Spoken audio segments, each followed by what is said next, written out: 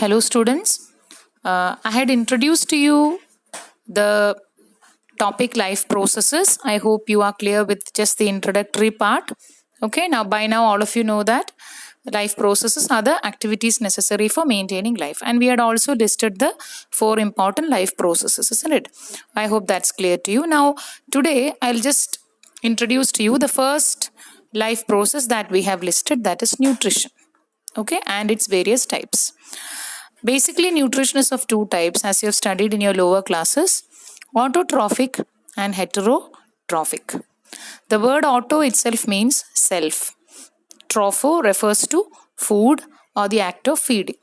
Autotrophs are those organisms which can prepare their own food using the natural raw materials that they obtain. Okay, so green plants and some bacteria are the classic examples for autotrophs. Whereas heterotrophs are the consumers or the other animals which feed on the green plants. Directly or indirectly, they depend on the autotrophs for their food. So they are not able to prepare their own food. Okay, and what are the examples for heterotrophs? All the animals, all the consumers come under the category of heterotrophs. Okay, so you should be very clear about the differences between these 2 categories. So how do the green plants obtain their food? That's what we are going to see in the next topic. Okay, you know the basic process also, we'll see that.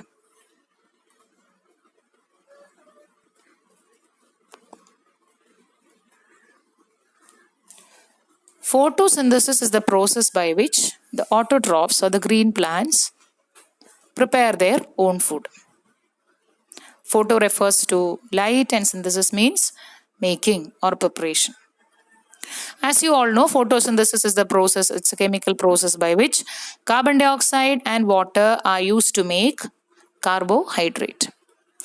Now, this can be done only in the presence of sunlight and the green pigment called chlorophyll, which is present inside the leaves, precisely inside the cell organelles called chloroplasts. Here, let us see what are the main events that happen during photosynthesis.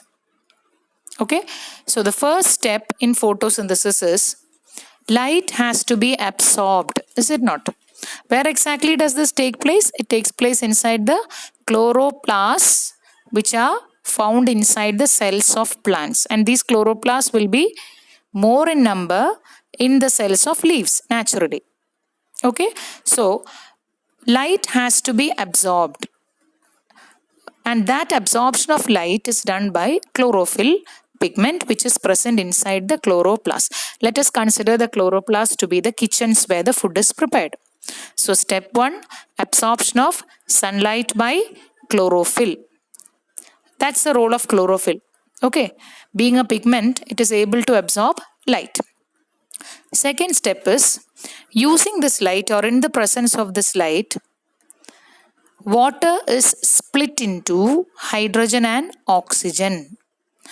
So how do the plants get water? They absorb it from the soil through the leaves, is it not? So this water will be reaching the leaves and in fact all the cells. This water is split into hydrogen and oxygen. This process has a name, it is called photolysis. Okay, and we can also say that light energy is converted into chemical energy. Now, what does that mean? Using this absorbed light energy, chemical energy is produced. Okay, now, third step is reduction of carbon dioxide to carbohydrate.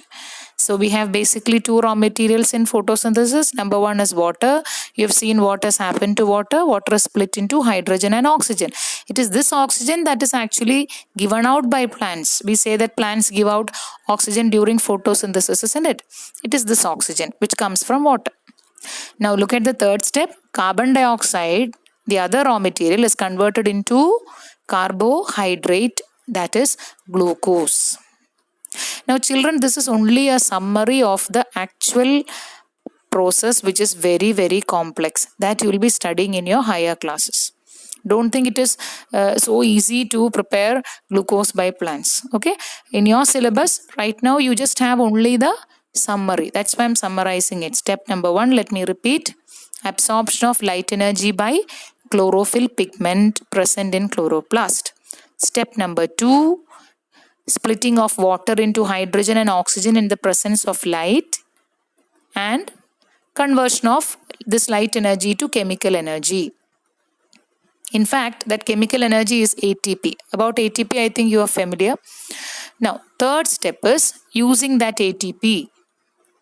What is happening in the third step? Carbon dioxide is reduced or converted. Now, by now, you know what is reduction, isn't it?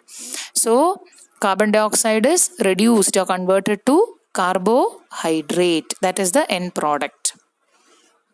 So, please hear this audio and note down these 3 points in your notebook. Okay? This video where just note down from my voice clip what are the 3 steps. The same thing is there in your NCERT textbook. So what you have to do as the next step is, after listing out the 4 main life processes, I would like you to give one more work which I'll be informing you, which will include writing down the steps in photosynthesis and differentiating between the 2 types of nutrition. Okay, I hope the 3 steps are clear to you.